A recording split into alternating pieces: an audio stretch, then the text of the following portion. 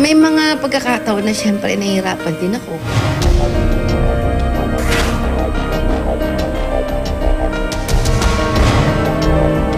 Nakatulong kay Alma Moreno ang bakasyon nilang mag-iina sa Baguio kamakailan. Ang maaliwalas kasing kapaligiran nito ay nagliwanag kahit paano sa kanyang naliligalig na isip. Actually, naka-relax ako. Importante, relax ka, fresh ang mukha. Wala akong ginawa kundi yayain yung mga anak ko maglakad, pumunta sa Janhe. Sabi sa'yo, naupo ka lang doon, yung tumitingin ka sa malayo. Kumbaga, lahat. Kasi kailangan ilabas mo lahat eh. Iwan mo. Kung ano yung dalahin mo. Kaya nakangiti ako. Alma managed to take time off her heavy work as Parañaque City Alderman and at the same time as President of the City Councilors League.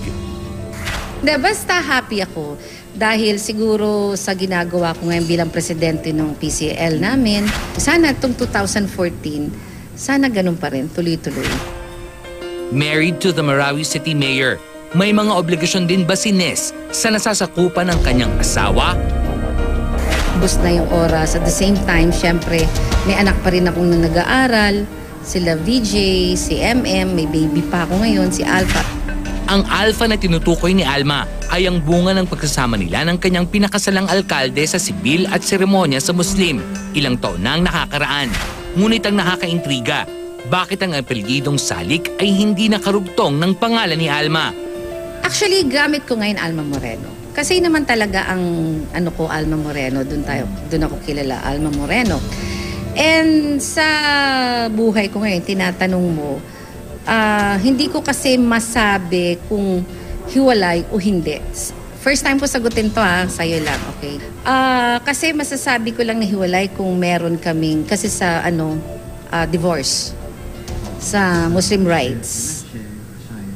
Oo, yung Muslim rights na kasal, no? And kasal din kasi kami sa civil, kasal din kami. So, yun eh, hanggang hindi naaayos yun. Siyempre, hindi pa rin ako single, di ba? Pero, kung sabi mo magkahiwalay, nandiyo sa Marawi, nandito ako sa Parañaque. Has their marriage gone sour? Siguro dahil mahirap ang relasyon na sobrang magkalayo kayo. And wala naman ako masasabi sa kanya.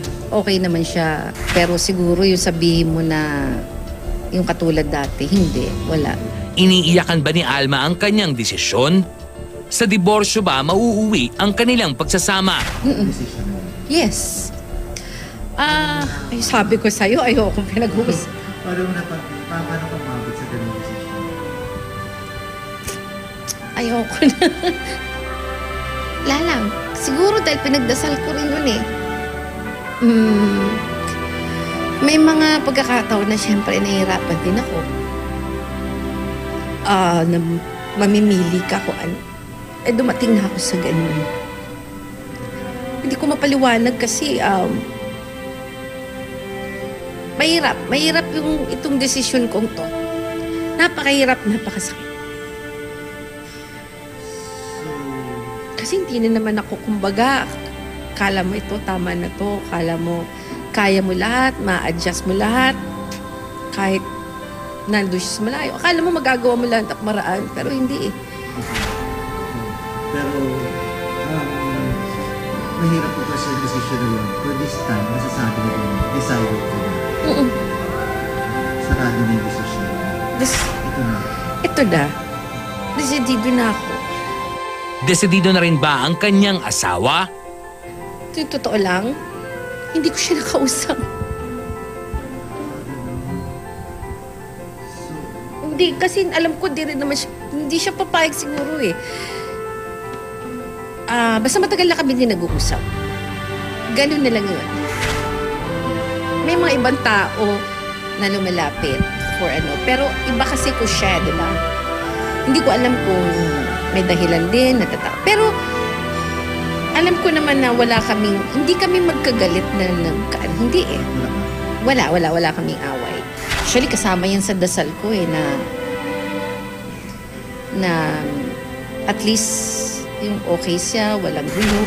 Ang hirap kasi, hindi ko alam kasi kung ganun ba talaga yung ano nila, sa kultura nila, yung iba yung sa akin naman kasi ako may sanay ng tinatawagan, sanay ng gano'n. Paano kung bigla na lang itong lumuwas mula Marawi para ayusin ang kanilang problema? Alam mo, kasi ako, pag hinihintay ko, mas masakit sa akin eh. Kasi baka naghintay tapos wala, mas masakit sa akin. Mas magandang mag-usap ng maayos. Para sa anak nilang si Alpha, humihingi ba si Alma ng sustento?